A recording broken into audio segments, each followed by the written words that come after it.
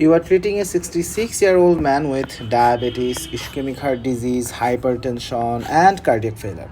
অনেকগুলো সমস্যা এবং সেটার জন্য অনেকগুলো মেডিকেশন পায়। এখন প্রশ্ন হচ্ছে নিচের কোন ড্রাগটা most likely to produce large symptomatic clinical improvement with a relatively small change in the dose.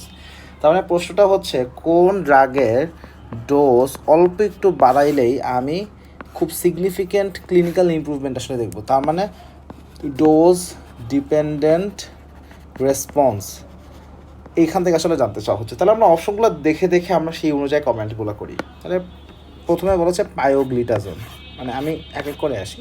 So পায়োগ্লিটাজোনের ব্যাপারটা হচ্ছে অ্যারাউন্ড 45 মিলিগ্রাম। এই ডোজটাকে রিচ করার পরে ডোজ রেসপন্সটা কাইন্ড অফ ফ্ল্যাট হয়ে যায়। লাইক আমি যদি এরকম একটা গ্রাফ আঁকি যে এখানে হচ্ছে রেসপন্স, ক্লিনিক্যাল রেসপন্স আগাইলাম, আর এই বরাবর আগাইলাম মনে করেছে ডোজ। সো দেখা যাচ্ছে যে এরকম করে 45 মিলিগ্রাম পর্যন্ত আসার পরে এরপরে কার্ভটা এরকম হয়ে যাবে যে এরপর যতই ডোজ বাড়ায় না কেন খুব বেশি রেসপন্স না, বরং অলমোস্ট সেম জায়গাতেই থাকবে। পায়োগ্লিটাজোনে এই ঘটনা ঘটে। তাহলে তো আমি এখানে ডোজ বাড়াইলেও যে খুব বেশি রেসপন্স পাচ্ছি ব্যাপারটা এরকম না। তবে সে লোসারটানের ক্ষেত্রেও একটা kind of flat dose response, খুব বেশি অল্টারেশন হয় না। সো এটাও আসলে আসবে না। আচ্ছা, এরপরে সে হাইড্রোক্লোরোথায়াজাইড আর এখানে বেন্ড্রোফ্লুয়াজাইড, দুইটাই আসলে আমাদের থায়াজাইড বা থায়াজাইড লাইক ডায়াবেটিক্স এই গ্রুপের মধ্যে পড়ে। এদের ক্ষেত্রে ঘটনাটা কি?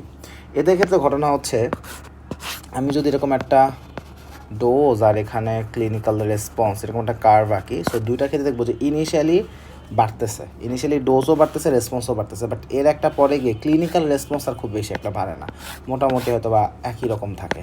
কিন্তু কাহিনী যেটা এখানে হয় সেটা হচ্ছে থায়াজাইড বা থায়াজাইড গ্রুপের ক্ষেত্রে আমরা যদি অ্যাডভার্স ইফেক্টের দিকে তাকাই, লাইক ডোজ যত বাড়তেছে অ্যাডভার্স ইফেক্টও তত বাড়তেছে। সো এখানে যেটা হয় থায়াজাইড বা থায়াজাইড গ্রুপের ডায়াবেটিক্সগুলোর ক্ষেত্রে যে একটা সার্টেন পয়েন্টে যাওয়ার পরে ক্লিনিক্যাল রেসপন্স খুব বেশি আর অল্টার হয় না, কিন্তু যেই আমাদের অ্যাডভার্স ইফেক্ট সেটা সময়ের সাথে বাড়তে থাকে। সো আমি ডোজ বাড়াইলে ক্লিনিক্যাল অ্যাচিভমেন্ট খুব বেশি একটা হবে না, কিন্তু অ্যাডভার্স ইফেক্ট বাড়তে থাকবে। আর ফুরোসেমাইড হচ্ছে এখানে কারেক্ট অ্যান্সার। ফুরোসেমাইডের ব্যাপারটা হচ্ছে আমি এখানে ডোজ যদি বাড়াই, ডোজ যেভাবে বাড়াবো রেসপন্সও সেভাবেই আসলে বাড়ে। লাইক অল্প একটু ডোজ বাড়াইলে একটু বেশি রেসপন্স চলে আসে।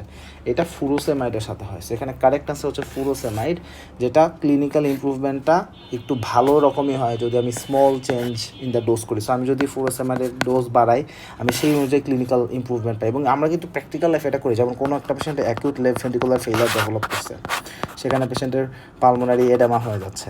সো এইখানে কিন্তু আমরা দেখা যাচ্ছে যখন সিসিউতে যখন পেশেন্ট ডিল করি, এমন হচ্ছে পেশেন্টকে 20 স্যাম্পল, 25 স্যাম্পল, 30 স্যাম্পল পর্যন্ত আমরা ফুরোসেমাইড দিচ্ছি এবং এটা কাজও করতেছে পেশেন্টের ক্ষেত্রে।